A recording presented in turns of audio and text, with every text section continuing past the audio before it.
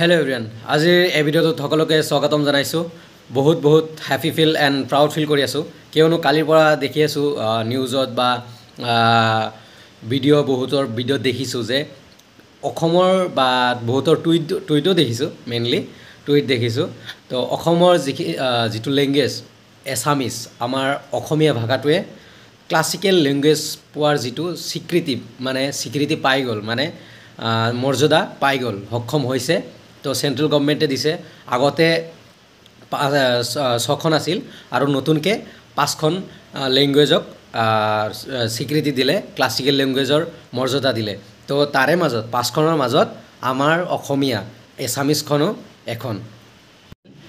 তামিল আছিল 2004 দিছে classical language, Sanskrit 2005, Canada 2008, Telugu 2008 and Malayalam 2013 and Oriya 2000 মানে 6টা ল্যাঙ্গুৱেজক ক্লাসিক্যাল ল্যাঙ্গুৱেজ দিছিল 2005 পৰা 2014 লৈকে আৰু এইবাৰ 2024 বৰ্ষত 14ৰ পিছত 24 10 বছৰ পিছত এগেইন মানে 5টা ল্যাঙ্গুৱেজত দিলে মাৰাঠী, এছামিজ, তাৰ পিছত পালি, প্ৰাকৃত আৰু বেংগলী।